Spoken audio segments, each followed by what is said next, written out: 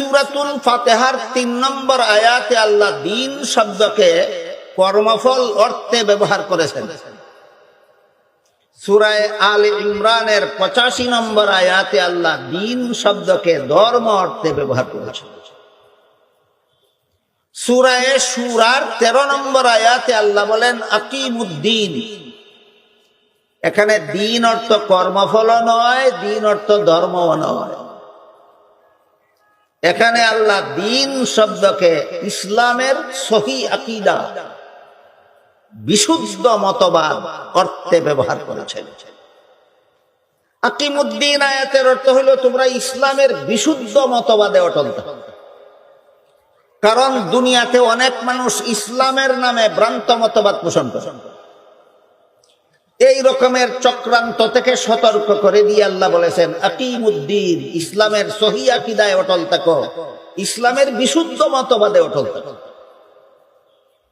যেহেতু অনেক মানুষ ইসলামের নামে ভ্রান্ত মতবাদ পোষণ করে, এজন্যই এদেরকে সতর্ক করে দিয়ে আল্লাহ আকিমুদ্দিন বলেছেন, যারা দাবি করো তোমাদের ধর্ম ইসলাম, তোমরা ইসলামের নামে ভ্রান্ত মতবাদ পোষণ করবে না, ইসলামের বিশুদ্ধ মতবাদে অটল থাকো। আকিমুদ্দিন আয়াতে দিন অর্থ ইসলামের বিশুদ্ধ মতবাদ। আকিমুদ্দিন আয়াতে দিন অর্থ ইসলামের বিশুদ্ধ মতবাদ। সাবধান যারা দাবি করো তোমাদের ধর্ম ইসলাম, তোমরা ইসলামের নামে ভ্রান্ত মতবাদ পোষণ করবে না। ইসলামের নামে ভ্রান্ত মতবাদ পোষণকারী দুই প্রকার। এক প্রকারের ভ্রান্ত মতবাদ প্রকাশ্য কুফরি, দাবি করে এদের ধর্ম ইসলাম আর কুফরি মতবাদ পোষণ করে। এইরকম নিছক দাবির কারণে মুসলমান হওয়া যায় না, কুফরি মতবাদের কারণে এই সমস্ত নামদারি মুসলমান কাফের গণ্য হয় আল্লাহর দরবারে। এর একটি উদাহরণ আল্লাহ পাক রব্বুল আলামিন পবিত্র কোরআনের সূরা আহজাবের 40 নম্বর আয়াতে বলেছেন, মা কানা মুহাম্মাদুন আবা আহাদিন মির রিজালিকুম ওয়ালাকির রাসূলুল্লাহি ওয়া খাতামান নাবিয়্যিন। এর অর্থ হলো আল্লাহ বলেন মুহাম্মদ সাল্লাল্লাহু আলাইহি ওয়াসাল্লাম তোমাদের বংশগত পিতা নন, বরং আল্লাহর রাসূল হওয়ার সুবাদে তিনি তোমাদের আধ্যাত্মিক পিতা। কি বললেন সূরা আহজাবের 40 নম্বর আয়াতে? মুহাম্মদ সাল্লাল্লাহু আলাইহি ওয়াসাল্লাম আমাদের বংশগত পিতা না আধ্যাত্মিক পিতা? এখানে পরবর্তী কথা বোঝার আগে দুই রকম পিতার ডেফিনেশন জানা থাকা দরকার। যে পিতার শরীরের অংশ দ্বারা সন্তানের শরীর গঠন হয়, এমন পিতাকে বংশগত পিতা বলা হয়। আর যার পবিত্র আত্মার পরশে অপরের আত্মা পবিত্র হয়, তাকে আধ্যাত্মিক পিতা বলা হয়। সমস্ত নবী রাসূলগণের আত্মা সকল প্রকার গুনাহ থেকে পবিত্র। তাই এই পবিত্র আত্মার অধিকারী নবীগণের সংস্রবে যারা যায়, তাদের কথা যারা শুনে, তাদের কথা মতো যারা জীবন যাপন করে, এদের আত্মাটাও শেষ পর্যন্ত পবিত্র হয়ে যায়। বুঝে থাকলে এবার বলুন তো, কার পবিত্র আত্মার পরশে কার আত্মা পবিত্র হলো? নবীর পবিত্র আত্মার পরশে উম্মতের আত্মা পবিত্র হলো। এইরকম পবিত্র আত্মার অধিকারী সমস্ত নবী রাসূলগণ। একজনের আত্মাও গুনার দ্বারা কলুষিত নয়, একজন নবীর আত্মাও গুনার দ্বারা কলুষিত নয়। সকল নবীর আত্মা সকল প্রকার গুনাহ থেকে পবিত্র। এই কথাটা আল্লাহ সুস্পষ্ট ভাষায় ঘোষণা দিয়েছেন এক আয়াতে। আল্লাহ বলেন লা ইয়ানালু আহদিজ জালিমিন, গুনাহগারদেরকে আমি নবী বানাই নাই, আর যাদেরকে নবী বানাই তারা কোনোদিন গুনাহ করে না। আল্লাহর এই ঘোষণাটা দুই একজন নবীর বেলায় ব্যতিক্রম না সকল নবীর বেলায় সার্বজনীন? সার্বজনীন মূলনীতি। সমস্ত নবীগণের জন্য আল্লাহ সার্বজনীন মূলনীতি নির্ধারণ করে দিয়ে বলেন, লা ইয়ানালু আহদিজ জালিমিন, আমি নবুয়তের পদ কোনো গুনাহগারকে দেই না, যাদেরকে নবী বানাই তারা জীবনে কোনোদিন গুনাহ করে না। তাহলে বেগুনাহ নিষ্পাপ হওয়া এটা কোন নবীর বেলায় ব্যতিক্রম ধর্মী বিশেষণ নয়, এটা সকল নবীর বেলায় সার্বজনীন মূলনীতি। কাজেই কোন নবীর জীবনের কোন ঘটনাকে যদি আপনি মন গড়াভাবে ব্যাখ্যা করেন, তাহলে তাকে গুনাহগার সাব্যস্ত করতে পারবেন। আমার কথা বুঝে থাকলে বলুন, বিশুদ্ধ ব্যাখ্যার দ্বারা কোন নবী গুনাহগার সাব্যস্ত হন না মন গড়া উপব্যাখ্যার দ্বারা? কোন নবীর জীবনের কোন ঘটনাকে যদি আপনি মন গড়া ভাবে অপব্যাখ্যা করেন, তাহলে তাকে গুনাহগার সাব্যস্ত করতে পারবেন। তখন আপনার ব্যাখ্যাটা হবে আল্লাহর সামগ্রিক মূলনীতি বিরোধী। তখন আপনার ব্যাখ্যাটা হবে আল্লাহর সামগ্রিক মূলনীতি বিরোধী। এর একটা উদাহরণ, আল্লাহ আদম আলাইহিস সালামকে জান্নাতে দিয়ে বলেছিলেন, জান্নাতে যেখানে ইচ্ছা সেখানে বসবাস করুন, সব রকমের ফলমূল খান, একটি গাছের ফল খেতে নিষেধ করেছে। শেষ পর্যন্ত আদম ইবলিসের ধোঁকায় পড়ে নিষিদ্ধ গাছের ফল খেয়েছিলেন। ঘটনা সবাই জানে, কোরআনের বহু আয়াতে আছে, রাসূলের বহু হাদিসে আছে। যাদের ঘটনা জানা আছে বলুন তো, আদম কি আল্লাহর সেই নিষেধ রক্ষা করতে পেরেছিলেন না ইবলিসের ধোঁকায় পড়ে লঙ্ঘন করেছিলেন? এই ঘটনাটাকে যদি আপনি মন গড়া ভাবে এই ব্যাখ্যা করেন যে আল্লাহর আদেশ নিষেধ লঙ্ঘন করলেই গুনাহ হয়, আদম যেহেতু লঙ্ঘন করেছেন তাই আদম গুনাহ করেছেন, এই ব্যাখ্যা ইচ্ছা করলে আপনি করতে পারেন। এই ব্যাখ্যাটা বলুন আল্লাহর সামগ্রিক মূলনীতির পক্ষে যায় না বিরুদ্ধে যায়? প্রমাণ হয়ে গেল তোমার ব্যাখ্যা মন গড়া। কি প্রমাণ হয়ে গেল? ব্যাখ্যা তোমার মন গড়া। তাহলে বিশুদ্ধ ব্যাখ্যা কোনটা? বিশুদ্ধ ব্যাখ্যা অনেকগুলি আছে। আমি আগেই বলেছি আমার সময় খুবই কম। এই মুহূর্তে আমি রওনা দিলেও আমার বাড়ি পৌঁছতে ফজরের সময় হবে। কাজে খুব শর্টকাটে কথা বলতে হবে, খুব সংক্ষিপ্ত ভাবে বলার জন্য বলছি। আদমের নিষিদ্ধ গাছের ফল খাওয়ার বিভিন্ন ব্যাখ্যা আছে, বিশুদ্ধ ব্যাখ্যা, যেই ব্যাখ্যাগুলি আল্লাহর মূলনীতির বিরুদ্ধে যায় না, পক্ষে থাকে। এর মধ্যে একটা ব্যাখ্যা হলো, মানুষের জীবনের কোনো কাজে সওয়াব হয়, কোনো কাজে গুনাহ হয়, দুনিয়ার জীবনে, জান্নাতি জীবনে নয়। আমার কথা বুঝে থাকলে বলুন, মানুষের কোনো কাজে সওয়াব হয়, কোনো কাজে গুনাহ হয় কোন জীবনে? জান্নাতি জীবনের কোনো কাজে সওয়াব নাই, গুনাহ। এবার বলুন, আদম নিষিদ্ধ গাছের ফল খেয়েছিলেন কোন জীবনে? এর সাথে সওয়াবেরও কোনো সম্পর্ক নাই, গুনাহেরও কোনো সম্পর্ক নেই। এই ব্যাখ্যা বিশুদ্ধ কেন? এই ব্যাখ্যা আল্লাহর মূলনীতির বিরুদ্ধে যায় না। এই ব্যাখ্যা বিশুদ্ধ কেন? এই ব্যাখ্যা আল্লাহর মূলনীতির বিরুদ্ধে যায় না। আল্লাহর মূলনীতি বজায় রেখে মুফাসসিরিনে কেরাম তাফসীরের কিতাবে এই ব্যাখ্যা লিখেছেন। 2 নম্বর বিশুদ্ধ ব্যাখ্যা, দুনিয়ার জীবনেও নিষিদ্ধতার কথা ভুলে গিয়ে আল্লাহর নিষেধ লঙ্ঘন করে ফেললে দুনিয়াতেও গুনাহ হয় না। যেমন ধরুন, রমজান মাসের দিনের বেলায় আপনি রোজাদার, আপনাকে আল্লাহ দিনের বেলায় খানাফিনা করতে আদেশ করেছেন না নিষেধ করেছেন, কিন্তু আপনি যদি রোজার কথা ভুলে গিয়ে খানাফিনা করেই ফেলেন, কারো জানা থাকলে বলুন কি পরিমাণ গুনাহ হবে?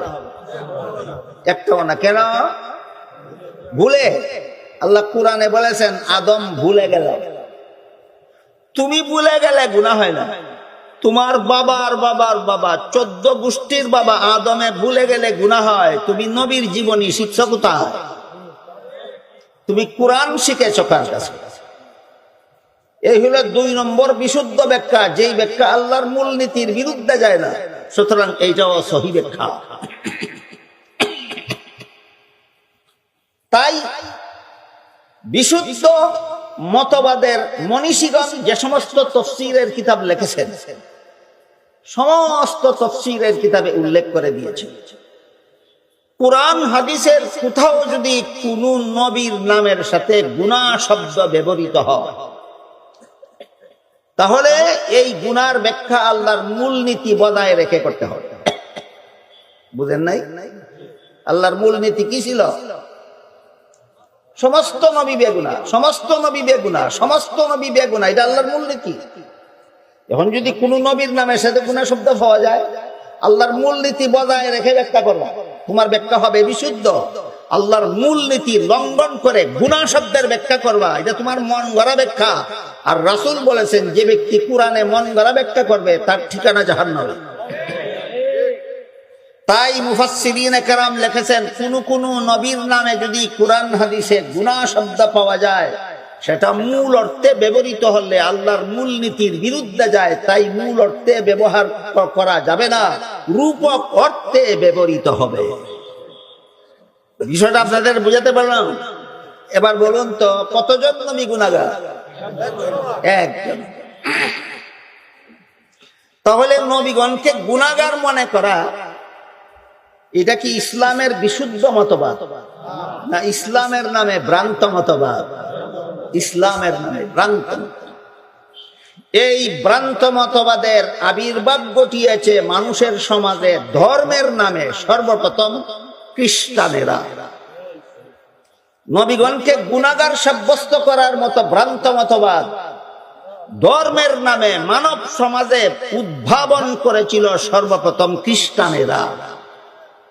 আপনারা ধৈর্যের সাথে শুনলে আমি সেই ইতিহাসের গুড়ার কথাটা আপনাদের বলব।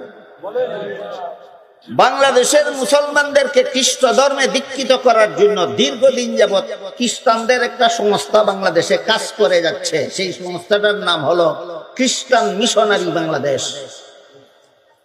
খ্রিস্টান মিশনারি বাংলাদেশের পক্ষ থেকে অসংখ্য অগণিত বই, পুস্তক, পত্র, পত্রিকা, লিফলেট, বিজ্ঞাপন ইত্যাদি অহরহ বৃষ্টির মতো প্রকাশ করা হচ্ছে। এই সমস্ত বই পুস্তকের মধ্যে খ্রিস্টানদের লেখা একটা পুস্তকের নাম কুরআনের আলোকে বেহেশতে যাওয়ার পথ। দেখেন নামটা কিভাবে লেখছে। একজন সাধারণ মুসলমান দেখলে কল্পনাও করতে পারবে না যে এটা খ্রিস্টানের লেখা বই। কুরআনের আলোকে বেহেশতে যাওয়ার পথ শুনলেই সাধারণ মুসলমান মনে করবে কুরআনের আলোক বুঝলে মুসলমানের আলেমরা বুঝে, আর কেউ বুঝে না। বেহেশতে যাওয়ার পথ চিনলে মুসলমানের আলেমরা চিনে, আর কেউ চিনে না। সুতরাং এটা আলেমদের লেখা বই মনে করে সাধারণ মুসলমান পড়বে, আর এটা পড়লেই খ্রিস্টান হতে বাধ্য হবে। এই রকমের চক্রান্ত করে তারা বইয়ের নাম দিয়েছে কুরআনের আলোকে বেহেশতে যাওয়া। সেই বইয়ে লিখেছে, প্রথম মানুষ প্রথম পাপিষ্ট। আপনারা বলুন, প্রথম মানুষটার নাম কি? ইনি শুধু প্রথম মানুষ না প্রথম নবীও? হ্যাঁ, প্রথম মানুষও প্রথম নবী। এই মানুষটাকে প্রথম পাপিষ্ট সাব্যস্ত করলে প্রথম নবী পাপিষ্ট সাব্যস্ত হয়ে যায়। সেই বইয়ে লিখেছে এই মানুষটার পাপ কি ছিল? এই মানুষটার পাপ ছিল জান্নাতে নিষিদ্ধ গাছের ফল খাওয়া। জান্নাতের নিষিদ্ধ গাছের ফল খাওয়াকে যুক্তি হিসাবে দাঁড় করিয়ে আদমকে গুনাহগার তিনি হলেন হযরত ঈসা আলাইহিস সালাম। বুঝে থাকলে এবার বলুন, খ্রিস্ট ধর্মের গাঁজাখুরি নামে খ্রিস্ট ধর্মের এই মতবাদ বুঝে থাকলে বলুন, নবীগণকে গুনাহগার বা পাপিষ্ট সাব্যস্ত করা মুসলমানি মতবাদ না খ্রিস্টানি মতবাদ? বুঝে হোক না বুঝে হোক, যে সমস্ত মুসলমানেরা মন গড়া উপব্যাখ্যার মাধ্যমে নবীগণকে গুনাহগার সাব্যস্ত করে, এরা ইচ্ছায় অনিচ্ছায় খ্রিস্টানদের মতো ধর্মের নামে গাঞ্জাখুরি মতবাদ চালু করার ষড়যন্ত্রে লিপ্ত।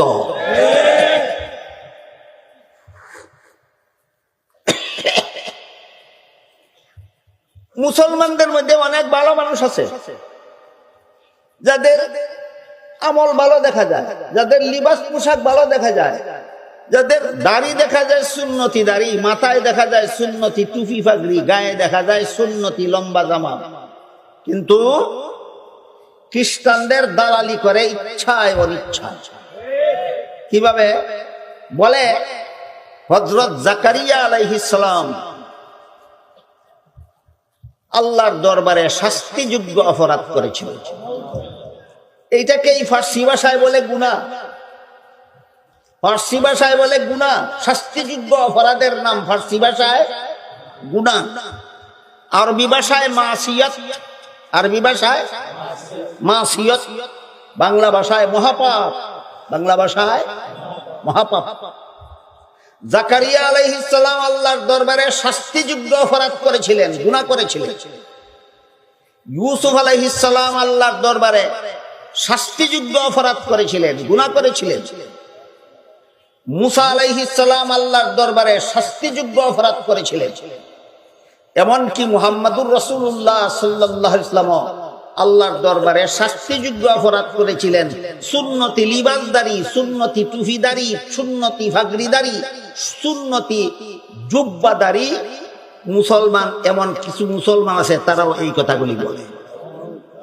মুহাম্মদুর রাসূলুল্লাহ সাল্লাল্লাহু আলাইহি ওয়াসাল্লাম আল্লাহর দরবারে শাস্তিযোগ্য অপরাধ করেছিলেন। এই ভালো মানুষটার নাম হযরত মাওলানা সাদ সাহেব। এই ভালো মানুষটার নাম হযরত মাওলানা সাদ সাহেব। এই লোকটার অনুসারীরা এতনা বড়, এই লোকটার অনুসারীরা এতনা বড় ইতর, আমার এই প্রতিবাদী কথাটাকে ডিলিট করে দিয়ে, সাদ বলেছে কথাটা ডিলিট করে দিয়ে, আমার কণ্ঠে যে তার কথাটা আবৃত্তি করেছি ওইটাই মিডিয়াতে দিয়ে আমার কথা নামে চালিয়ে দেয়। কেতনা বড় বান্দর!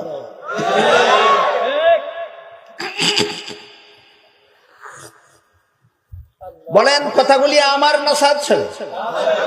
জাকারিয়া আলাইহিস সালাম শাস্তিযোগ্য অপরাধ করেছিলেন, কথা আমার না সাদ ছিল? ইউসুফ আলাইহিস সালাম শাস্তিযোগ্য অপরাধ করেছিলেন, কথা আমার না সাদ ছিল? মুসা আলাইহিস সালাম শাস্তিযোগ্য অপরাধ করেছিলেন, কথা আমার না সাদ ছিল? মুহাম্মদুর রাসূলুল্লাহ শাস্তিযোগ্য অপরাধ করেছিলেন, কথা আমার না সাদ ছিল? এখন যদি বানরে এই সাদ সাব নামটা ডিলিট করে দিয়া, আমার প্রতিবাদ ডিলিট করে দিয়ে শুধু আমি যে আবৃত্তি করলাম এটা আমার নামে ভাইরাল করে দেয়, এটা কি ইতর বলবো না বানর বলবো আমি খুঁজেই পাচ্ছি না। এই সাদের পন্থীরা এমন একটা ইতরামি করেছে আরেক বক্তব্যের বেলায়, যেটা আমার নাম ঘোষণার সময় হুজুর বলেছে। সাদ সাহেব বলে মসজিদের ইমামতের বিনিময়ে ইমাম সাহেবকে যে ভাতা দেওয়া হয়, আযান দেওয়ার বিনিময়ে মুয়াজ্জিনকে যে ভাতা দেওয়া হয়, আমি বলেছি না সাদ সাহেব বলেছে? এই ফাঁকে ফাঁকে সাদ সাহেব বলেছে। কেন বলি?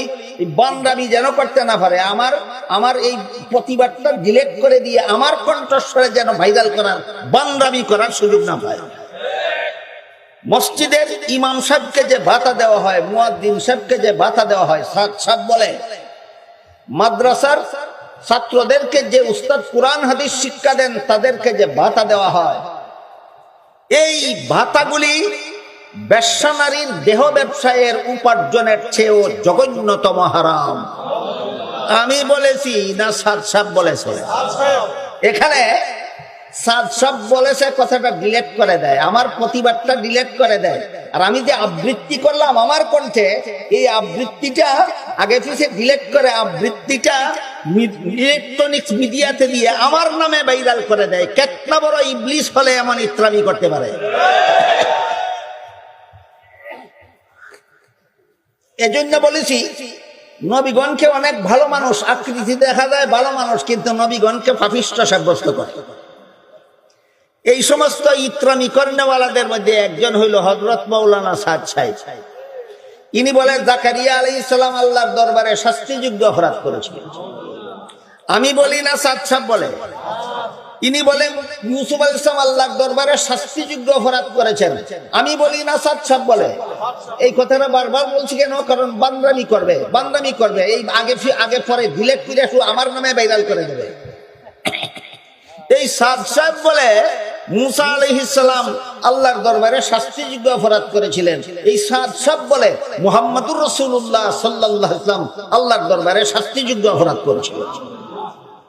এবার বলুন, নবীগণকে শাস্তিযোগ্য অপরাধী সাব্যস্ত করা, নবীগণকে গুনাহগার সাব্যস্ত করা, এতক্ষণের কথা বুঝে থাকলে বলুন এটা মুসলমানি মতবাদ না খ্রিস্টানি মতবাদ? এই মতবাদ যারা মুসলমান সমাজে চালু করে এরা জেনে হোক না জেনে হোক এরা খ্রিস্টানের দালালি করে। এই জন্য বলছিলাম সূরাতুল ফাতিহার ৩ নম্বর আয়াতে আল্লাহ দ্বীন শব্দকে ব্যবহার করেছেন কর্মফল অর্থে। সূরা আলে ইমরানের 85 নম্বর আয়াতে আল্লাহ দ্বীন শব্দকে ব্যবহার করেছেন ধর্ম অর্থে। সূরা শুরার 13 নম্বর আয়াতে আল্লাহ দ্বীন শব্দ ব্যবহার করেছেন ইসলামের বিশুদ্ধ মতবাদ অর্থে। আকিমুদ্দিন অর্থ ইসলামের বিশুদ্ধ মতবাদে অটল থাকা। বাংলা ভাষা বোঝাবার জন্য আমি বিশুদ্ধ মতবাদ বলেছি, ইসলামী পরিভাষায় বলে সহিহ আকীদা। সহিহ আকীদা বললে অনেক অতি বাঙালিরা বুঝে না, কিছু অতি বাঙালিও আছে না, কিছু অতি বাঙালিও আছে নামাজকে বলে উপাসনা। নামাজকে কি বলে? উপাসনা। আমরা ছোটবেলায় দেখতাম সম্মানিত আলেম বুজুর্গদের নাম বলার সাথে সাথে সাহেব বলা হইত। সাহেব শব্দের মর্ম হইল সাহিবুল ফজল ওয়াল কামাল, তিনি সুযোগ্য, আল্লাহর দৃষ্টিতে মর্যাদা সম্পন্ন, এই হইল সাহেব শব্দের অর্থ। আজকাল কিছু অতি বাঙালির আবির্ভাব হয়েছে, হিন্দুর নামেও বলে মহোদয়, মুহাদ্দিস সাহেবের নামেও বলে মহোদয়। মহোদয়ের তো কি মহাযুগ উদয় সমান মহোদয়, মহাযুগ উদয়, মহাব্যক্তি উদয় হয়েছেন মঞ্চে, এটা তো হিন্দু হইতে পারে মুহাদ্দিস হইতে পারে। তাহলে হিন্দুর যেই উপাধি মুহাদ্দিসের সেই উপাধি কারা দেয়? অতি বাঙালিরা দেয়। বাঙালি হওয়া অবশ্যই দরকার, আমরা বাঙালি হওয়া খুবই ভালো, অতি বাঙালি হওয়া ভালো নয়।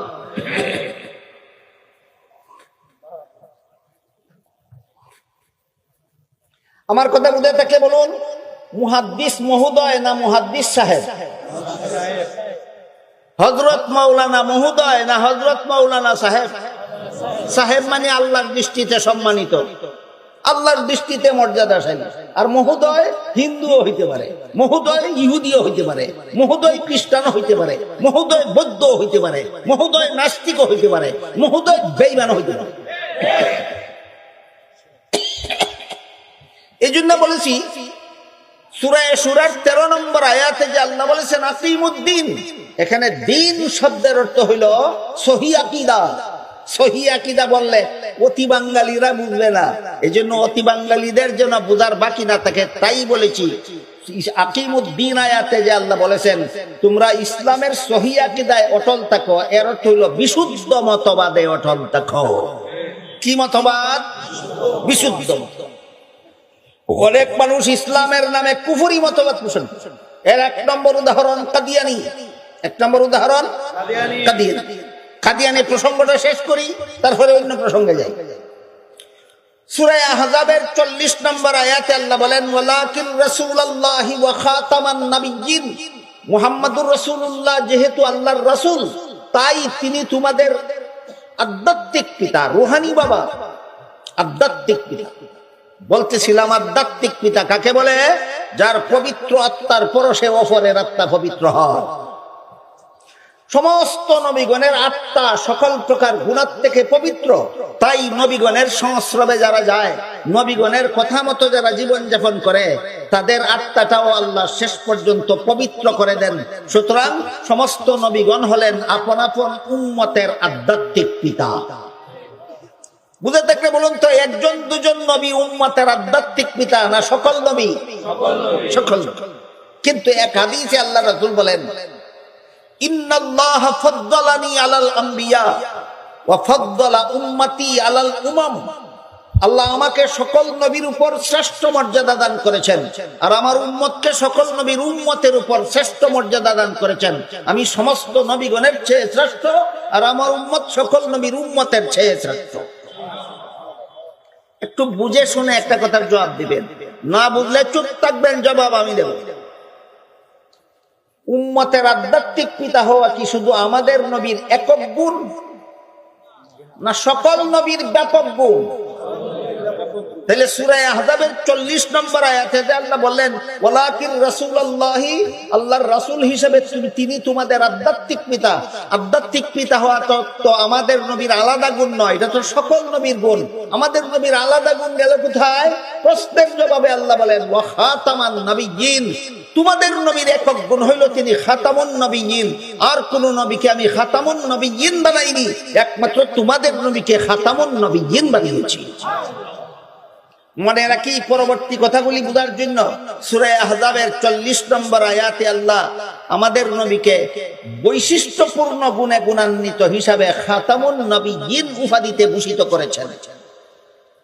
এই খাতামুন নবিয়্যিনের অর্থ কি?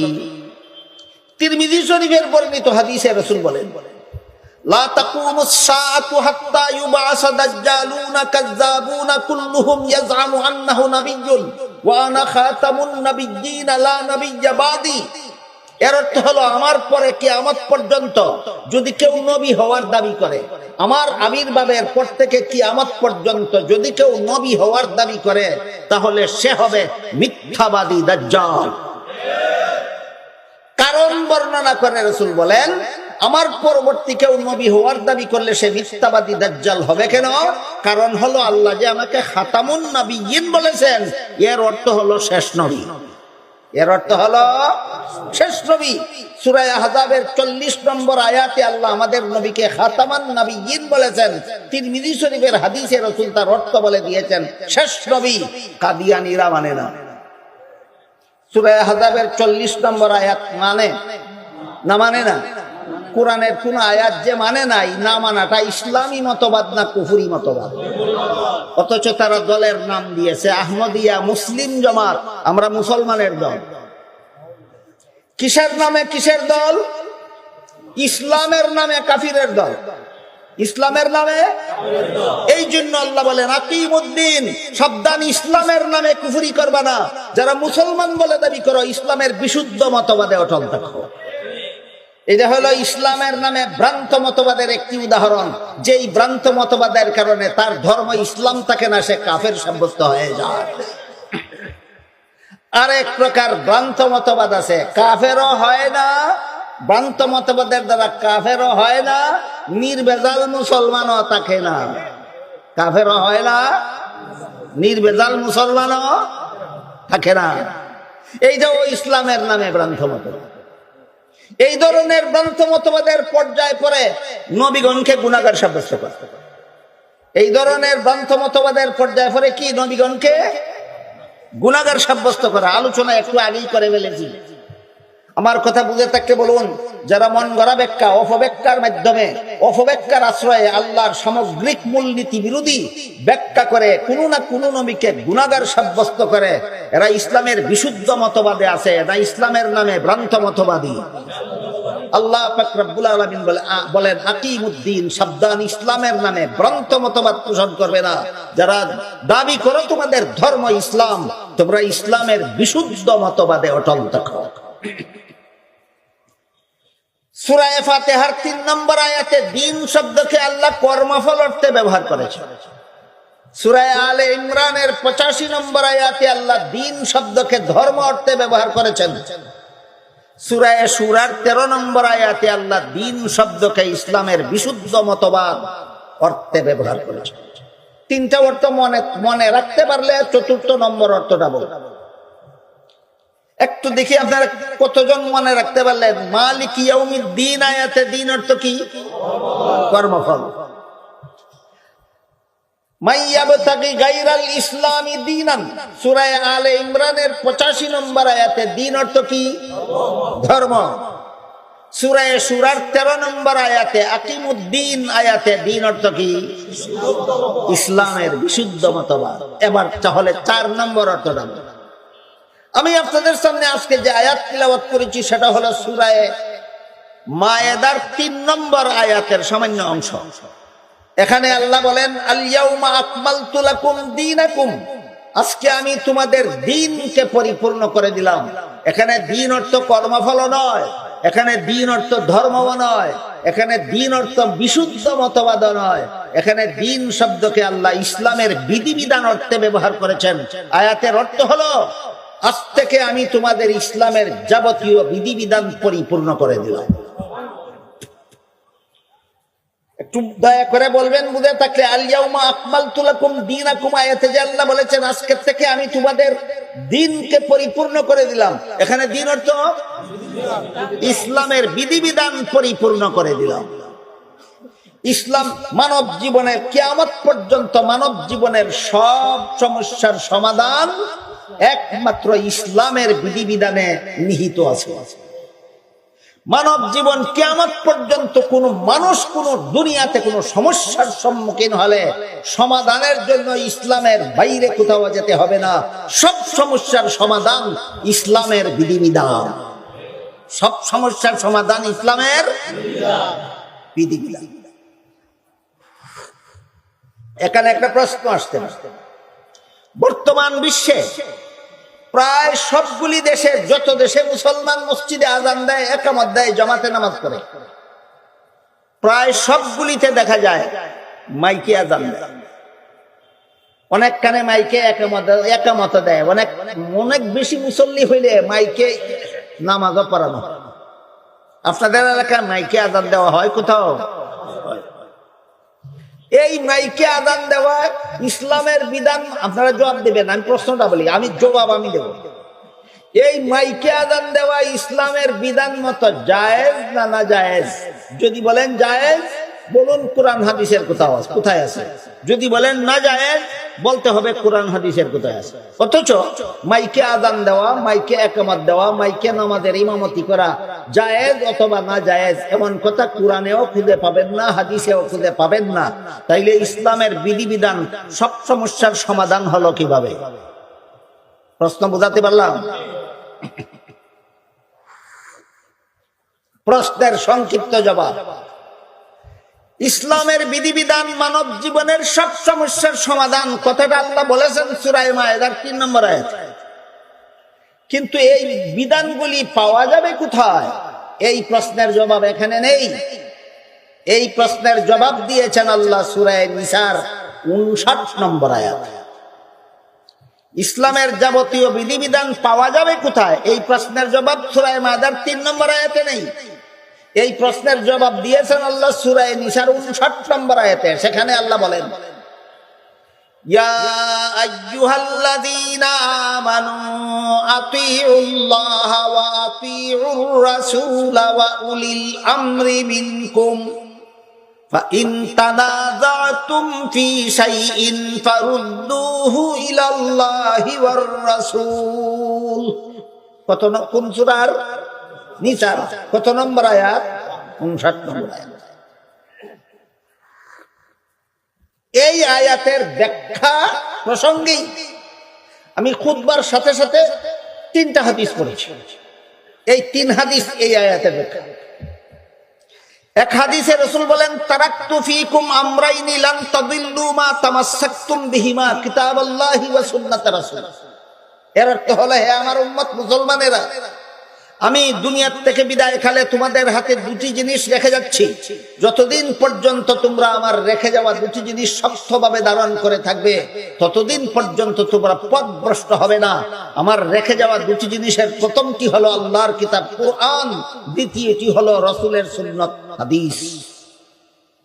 1 নম্বর আল্লাহর কুরআন, 2 নম্বর রাসূলের হাদিস। দ্বিতীয় যে হাদিসটা পড়েছি, সেই হাদিসে রাসূল বলেন, ইন্নাল্লাহা লা ইয়াজমাউ উম্মতি আও ক্বালা উম্মাতা মুহাম্মাদিন সাল্লাল্লাহু আলাইহি ওয়াসাল্লাম আলা দালালাতিন আবাদা। এর মর্ম হলো, ভবিষ্যতে তোমাদের জীবনের কোনো সমস্যার সমাধান যদি সরাসরি কোরআন হাদিসে খুঁজে না পাও, সরাসরি কোরআন হাদিসে খুঁজে না পাও, কোরআন হাদিসের আলোকে গবেষণা করে সমাধান বের করার দায়িত্ব দিয়েছেন আল্লাহ একদল মানুষের হাতে। এই দায়িত্বটা আল্লাহ দিয়েছেন সূরা নিসার ৮৩ নম্বর আয়াতে। একদল মানুষ ওই সমস্ত বিষয়ের সমাধান কুরআন হাদিসের আলোকে খুঁজে বের করে। যাদের হাতে দায়িত্ব দিয়েছেন তাদেরকে পরিভাষাগতভাবে এক বচনে মুস্তাহিদ, বহু বচনে মুস্তাহিদিন বলা হয়। এদের গবেষণার নাম ইজতিহাদ। গবেষণা মন গড়া ভাবে করলে হবে না, একটা মূলনীতির অধীনে করতে হবে। মূলনীতিটার নাম কিয়াস। এভাবে গবেষণা করে সমাধান বের করার নাম ইস্তেমবাত। আপনারা যারা আলেম নন, আপনাদের এই পারিভাষিক শব্দগুলি বুঝারও দরকার নাই, স্মরণ রাখারও দরকার নেই। উলামায়ে কেরামের খেদমতে সবিনয় আরজ করব, এই ৪টা পারিভাষিক শব্দ স্মরণ রাখলে এই জাতীয় সব সমস্যার সমাধান বের করা সহজ হয়। যেসব প্রশ্নের সরাসরি সমাধান কুরআন হাদিসে খুঁজে পাওয়া যায় না, যেমন মাইকে আযান দেওয়া জায়েজ না জায়েজ, এই প্রশ্নের সরাসরি সমাধান কুরআনের কোন আয়াতে খুঁজে পাবেন না। এই প্রশ্নের সরাসরি সমাধান রাসূলের কোন হাদিসে খুঁজে পাওয়া যাবে না। এই জাতীয় সমস্যাগুলির সমাধান গবেষণা করে বের করার জন্য আল্লাহ একদল মানুষের হাতে দায়িত্ব দিয়েছেন সূরা নিসার ৮৩ নম্বর আয়াতে। এদের উপাধি হলো এরা মুস্তাহিদ। এদের উপাধি, এদের গবেষণার নাম, এরা মন গড়া গবেষণা করবে না, একটা নীতিমালার অধীনে। নীতিমালাটার নাম কিয়াস। এভাবে সমাধান বের করার নাম ইস্তেমবাত। এরা যদি ঐক্যবদ্ধ সমাধান বের করে, এরা যদি ঐক্যবদ্ধ সমাধান বের করে, তাহলে আল্লাহ রাসূল হাদিসে বলেছেন এটার নাম উম্মতের ইজমা, আর কুরআনে আল্লাহ বলেছেন উলুল আমর।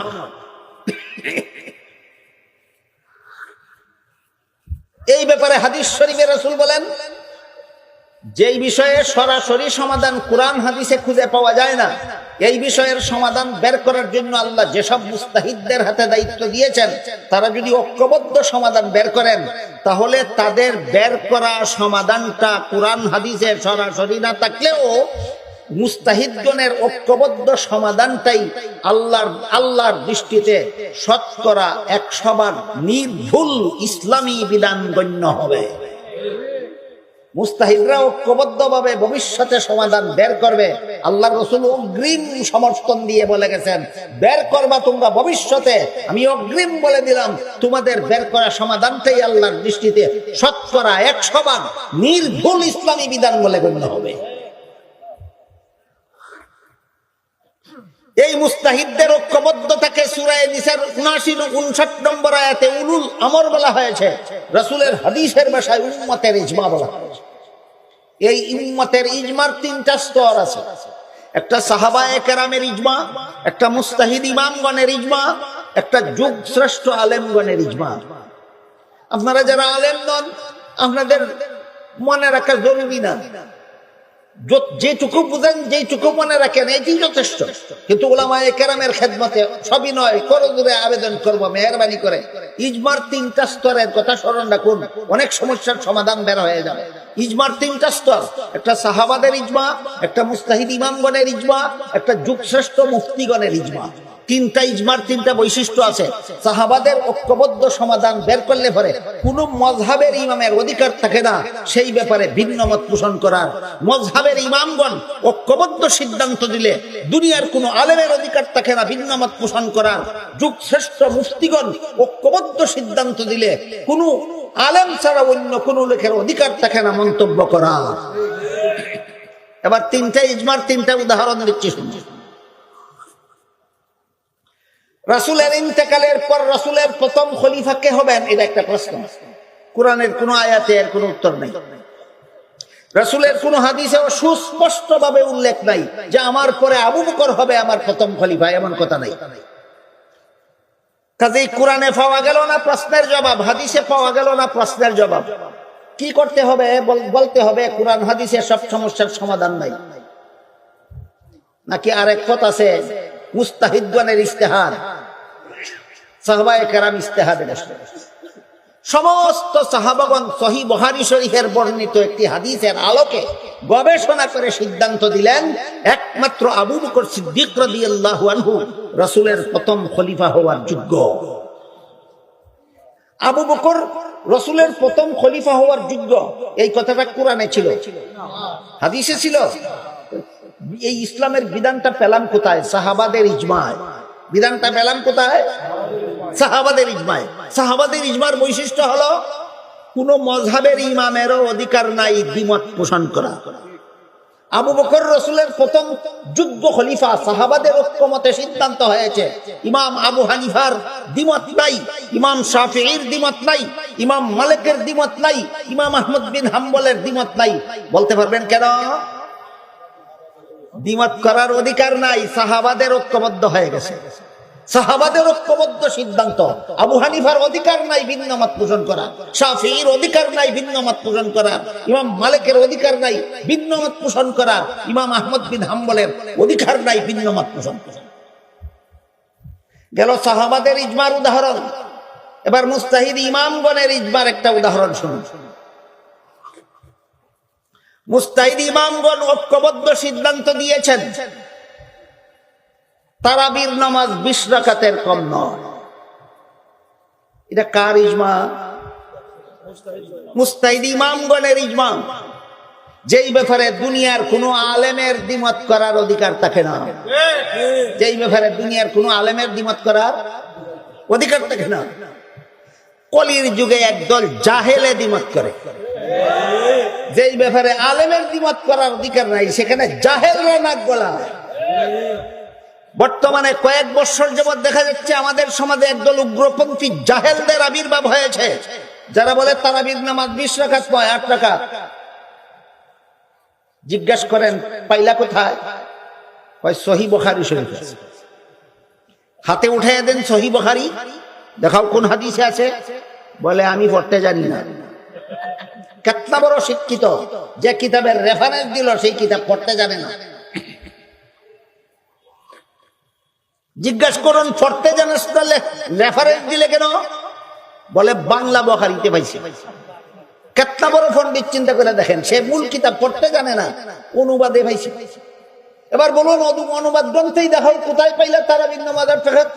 তো হাদিস পরে শোনায়, কই নবীর বিবি, বুখারী শরীফের হাদিসে উল্লেখ আছে, নবীর বিবি আয়েশা বলেছেন রাসূল করিম সাল্লাল্লাহু আলাইহি ওয়াসাল্লাম এশার পর থেকে ফজর পর্যন্ত গভীর রাতে যে নামাজগুলি পড়তেন, এগুলির 2 নাম আছে। 11 মাস যে নামাজগুলি পড়তেন, এগুলিকে রাতের নামাজ বলা, সালাতুল কিয়ামুল লাইল বলা হয়। আর রমজান মাসে যে নামাজগুলি পড়তেন, এগুলিকে কিয়ামে রমজান বলা হয়। এই পরিভাষা জাহেলরা বুঝে না, আপনাদের বুঝার তেমন একটা দরকার নাই। আমি যেটা বলতেছি সেটা শুনুন। আল্লাহ রসুল এশার পর থেকে ফজরের পূর্ব পর্যন্ত গভীর রাতে যে নামাজগুলি পড়তেন, এগুলিকে হাদিসের ভাষায় রাতের নামাজ বলা হয়। নবীর বিবি আয়েশাকে জিজ্ঞাসা করা হলো নবীর রাতের নামাজ কি পরিমাণ ছিল। নবীর বিবি আয়েশা বলেন আল্লাহ রসুল এই গভীর রাতের নামাজগুলি বিতির সহ 11 রাকাত পড়তেন। বুখারী শরীফে এই ব্যাপারে বিভিন্ন হাদিস আছে। এর মধ্যে একটা হাদিসের অর্থ হলো আল্লাহ রসুল এই গভীর রাতের নামাজগুলি বিতির সহ 11 রাকাত পড়তেন। এবার বলুন, যে 11 রাকাত নামাজ রসুল পড়তেন, 11 রাকাত থেকে 8 রাকাত আলাদা করলে বিতিরের ভাগে কত রাকাত থাকে? তোমরা যারা বলো তারাবি 8 রাকাত, তোমরাই তো কও বিতির 1 রাকাত। তোমার হাদিসে কয় বিতির 1 রাকাত নয়, বিতির 3 রাকাত। 8 রাকাত তারাবি 8 রাকাত প্রমাণ করার জন্য যেই হাদিস খুলে দেখাইলা, এই হাদিসের দ্বারা খেচুকুত্তি দিয়ে সব বের হয়ে গেল। তারাবি 8 রাকাত প্রমাণ হওয়ার আগেই বিতির 3 রাকাত প্রমাণ হয়ে গেল। সুতরাং বিতির 1 রাকাত বলে যে তোমরা চেঁচামেচি করো, এটা ফালতু চেঁচামেচি সাব্যস্ত। এবার আসুন, বিতিরের জন্য 3 রাকাত বাদ দিলে বাকি 8 রাকাত, এই 8 রাকাতের ব্যাপার সেবা। যে হাদিসে নবীর বিবি আয়েশা বলেন এই বিতির ছাড়া 8 রাকাত নামাজ রসুল পড়তেন, এই হাদিসে সুস্পষ্ট ভাষায় উল্লেখ আছে এই 8 রাকাত নামাজ রসুল 12 মাসেই পড়তেন। কোন মাসে? এবার আপনারা বলুন, যে 8 রাকাত নামাজ রসুল 12 মাস পড়তেন, এটার নাম তারাবি না তরমাতা? এটা তো তারাবি না, এটা তো তাহাজ্জুদ। বলেন কিসের হাদিস দিয়ে কিসের দলিল দিল? এই ধরনের গণ্ড মূর্খরা আজকাল একদল গণ্ড মূর্খ বলে তারাবির নামাজ 20 রাকাত নয়, তারাবির নামাজ 8 রাকাত। অথচ তারাবির নামাজ 20 রাকাতের কম নয়, এই ব্যাপারে মুস্তাহিদ ইমামগণের ঐক্যবদ্ধ সিদ্ধান্ত হয়েছে। মুস্তাহিদ ইমামগণের ঐক্যবদ্ধ সিদ্ধান্ত হয়েছে যেই ব্যাপারে ভিন্ন মত পোষণ করার কোনো আলেম পণ্ডিতেরও অধিকার নাই, সেই ব্যাপারে একদল গণ্ড মূর্খরা ভিন্ন মত পোষণ করে। গেল যুগ শ্রেষ্ঠ আলেম কিনাম মুস্তাহিদ ইমামগণের ইজমার উদাহরণ। এবার শুনুন যুগ শ্রেষ্ঠ আলেমগণের ইজমার উদাহরণ। বর্তমান দুনিয়ার যুগ শ্রেষ্ঠ আলেম মুফতিগণ ঐক্যবদ্ধ সিদ্ধান্ত দিয়েছেন আজানে প্রয়োজনে আজানে মাইকের ব্যবহার জায়েজ, প্রয়োজনে একামতে মাইকের ব্যবহার জায়েজ, প্রয়োজন বুদে নামাজের জামাতে মাইকের ব্যবহার জায়েজ। এটা যুগ শ্রেষ্ঠ আলেমগণের ইজমা। তাহলে মাইকে আজান দেওয়া জায়েজ না না জায়েজ, এই প্রশ্নের সরাসরি জবাব কোরআনে আছে না জবাব বের করার ব্যবস্থা আছে? এই ব্যবস্থাটার নাম কোরআনের ভাষায় উলুল আমর, রাসূলের হাদিসের ভাষায় উম্মতের ইজমা। বুঝে থাকলে বলুন, রাসূলের পরে আবু বকর রাসূলের প্রথম খলিফা হওয়ার যোগ্য, এটা কোন ঠিকানায় পাওয়া গেল? উম্মতের ইজমায় পাওয়া গেল। তারাবির নামাজ 20 রাকাতের কম নয়, কোন ঠিকানায় পাওয়া গেল? উম্মতের ইজমায় পাওয়া গেল। মাইকে আযান দেওয়া জায়েজ, কোন ঠিকানায় পাওয়া গেল? উম্মতের ইজমায় পাওয়া গেল। তাই সূরা নিসার 59 নম্বর আয়াতে আল্লাহ বলেন, আতিউল্লাহ ওয়া আতিউর রাসূল ওয়া উলিল আমরি মিনকুম ফাইন তানাযাতুম ফি শাইইন ফারুদ্দুহু ইলাল্লাহি ওয়ার রাসূল। এর ব্যাখ্যা যত তাফসীরের কিতাবে যা কিছু লেখা আছে, এর সারমর্মটা আমার আলোচিত 3 হাদিসের ভিত্তিতে তাফসীরে কবিরে যা লেখা আছে তার সারমর্মটা বলছি। সারমর্মটা হলো, আল্লাহ বলেন আতিউল্লাহ, আল্লাহর আনুগত্য করো। এর ব্যাখ্যা হলো ইসলামের যেসব বিধান আল্লাহর কোরআনে পাও সেইগুলি কোরআন থেকে গ্রহণ করো। তারপরে যে বলেছেন ওয়া আতিউর রাসূল, রাসূলের আনুগত্য করো।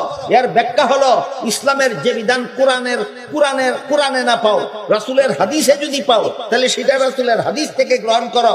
তারপরে যে আল্লাহ বলেছেন ওয়া উলিল আমরি মিনকুম, এর ব্যাখ্যা হলো ইসলামের যে বিধান কোরআনেও পাও না হাদিসেও পাও না, সেই বিধান যদি উম্মতের ইজমায় পাও তাহলে সেটা উম্মতের ইজমাত থেকে গ্রহণ করো।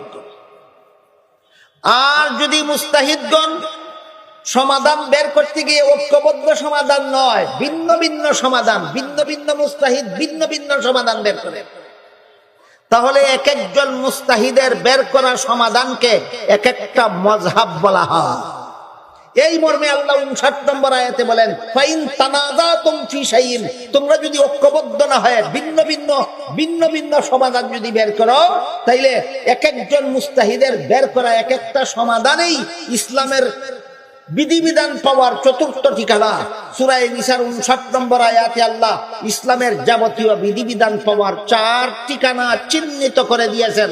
1 নম্বর ঠিকানার নাম আল্লাহর কোরআন, 2 নম্বর ঠিকানার নাম রাসূলের হাদিস, 3 নম্বর ঠিকানার নাম উম্মতের ইজমা, 4 নম্বর ঠিকানার নাম মুস্তাহিদগণের মাযহাব।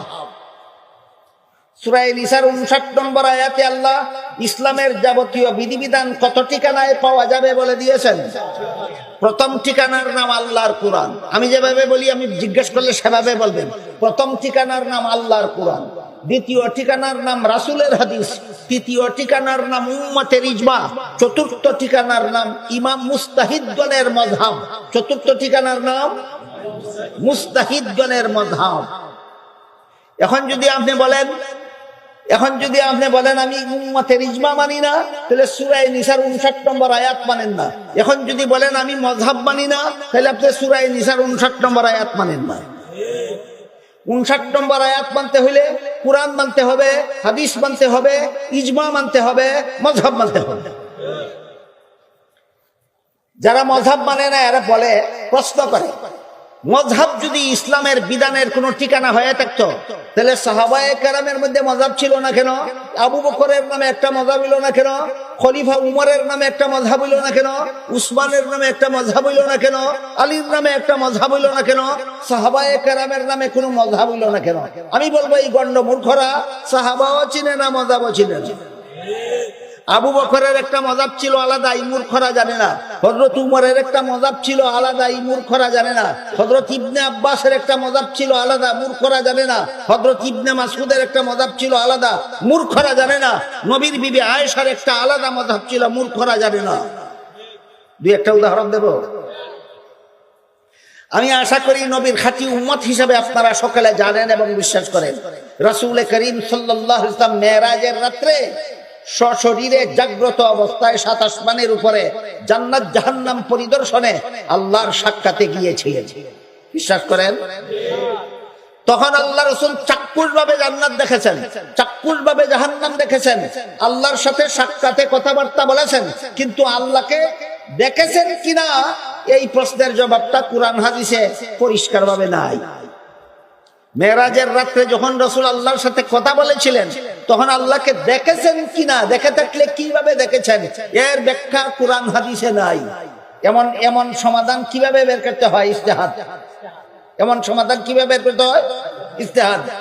মেরাজের রাত্রে রাসূল যখন আল্লাহর সাথে কথা বলেছিলেন তখন আল্লাহকে দেখেছেন কিনা, দেখে থাকলে কিভাবে দেখেছেন, এই সমাধান বের করার জন্য ইজতিহাদ করেছেন নবীর বিবি আয়েশা রাদিয়াল্লাহু আনহা ও নবীর আপন চাচাতো ভাই উম্মতের শ্রেষ্ঠ মুফাসসিরে কুরআন হযরত আব্দুল্লাহ ইবনে আব্বাস রাদিয়াল্লাহু আনহু।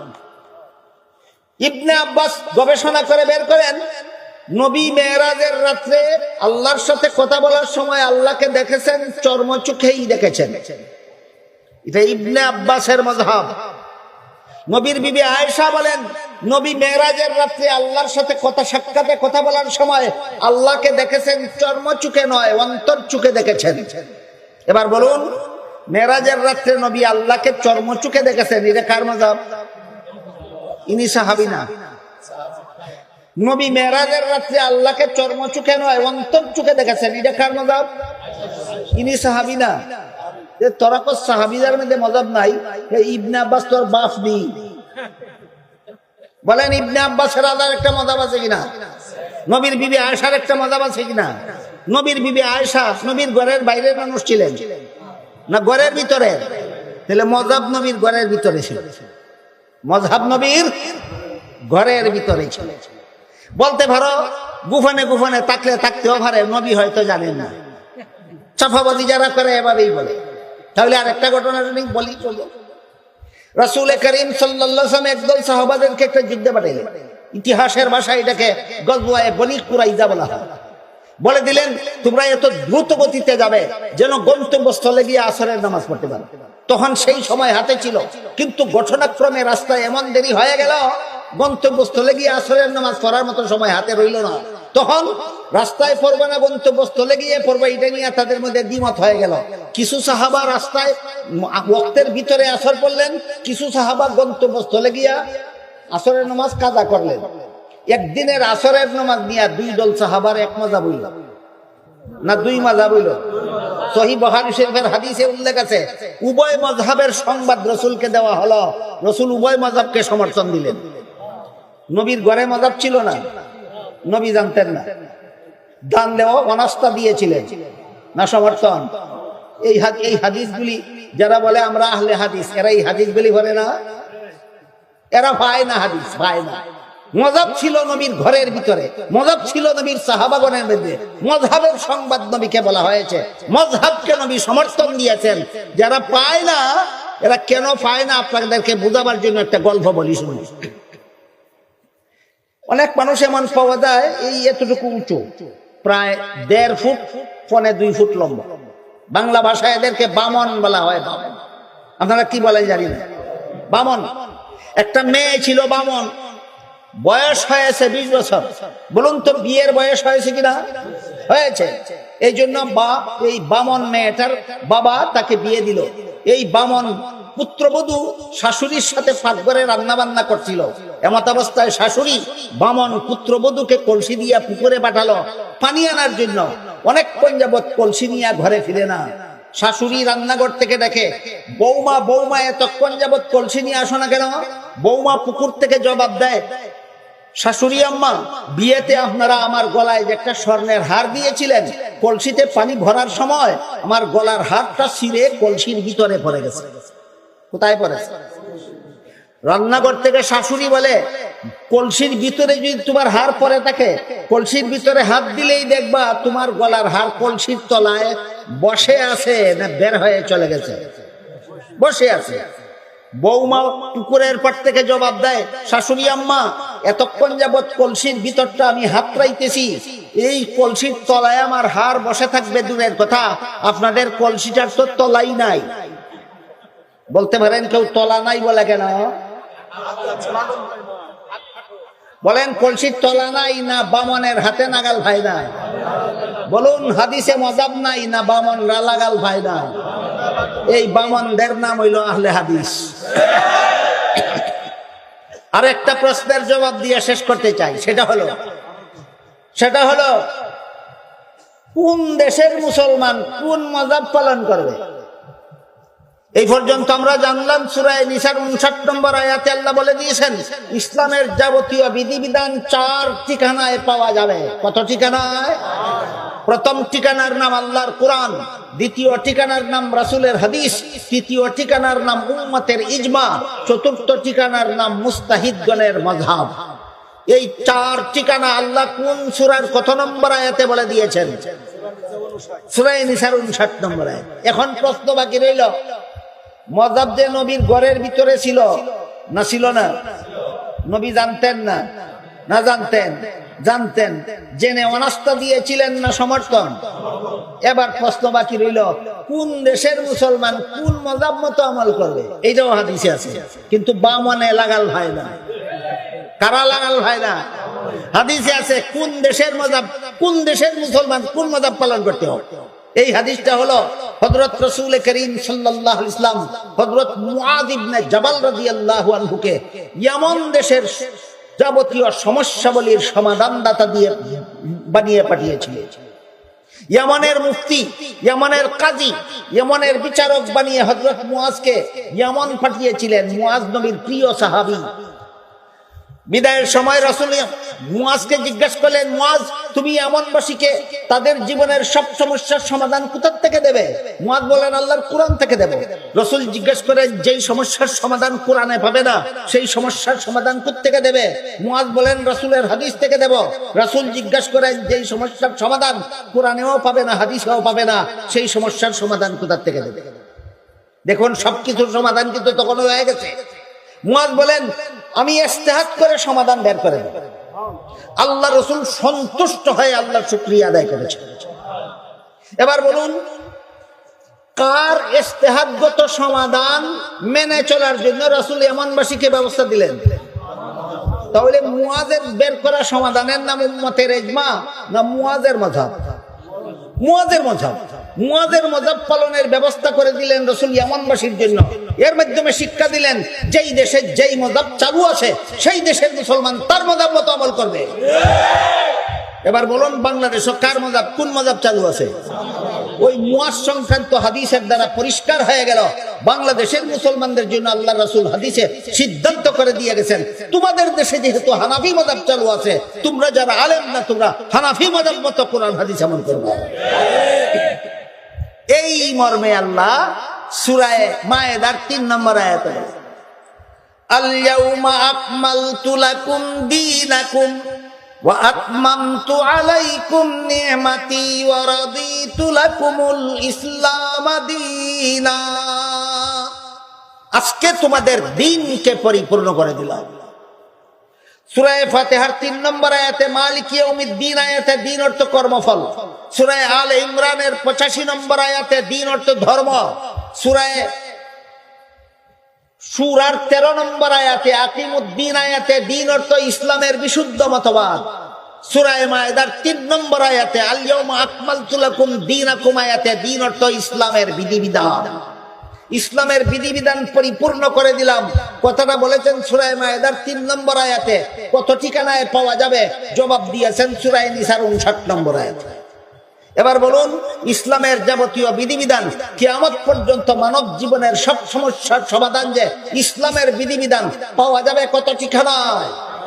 প্রথম ঠিকানার নাম আল্লাহর কোরআন, দ্বিতীয় ঠিকানার নাম রাসূলের হাদিস, তৃতীয় ঠিকানার নাম উম্মতের ইজমা, চতুর্থ ঠিকানার নাম মুস্তাহিদগণের মাযহাব। ভুলে যাবেন কোনোদিন? কোনোদিন ভুলে যাবেন না। এটা শুধু আলেমদের জন্য নয়, সর্বস্তরের মুসলমানদের জন্য স্মরণ রাখতে হবে। সূরা নিসার 59 নম্বর আয়াতে আল্লাহ ইসলামের যাবতীয় বিধিবিধান পাওয়ার 4 ঠিকানা চিহ্নিত করে দিয়েছেন।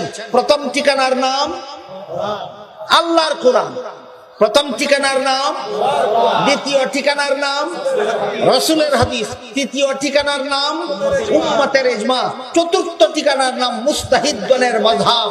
আল্লাহর চিহ্নিত 4 ঠিকানার থেকে ইসলামের যাবতীয় বিধিবিধান গ্রহণ করে আল্লাহ আমাদের সবাইকে পরিপূর্ণ মুসলমান হওয়ার সৌভাগ্য দান করুন। সবাই বলুন আমিন। সুবহান রাব্বিকা রাব্বিল ইজ্জাতি আম্মা ইয়াসিফুন ওয়া সালামুন আলাল মুরসালিন ওয়ালহামদুলিল্লাহি রাব্বিল আলামিন।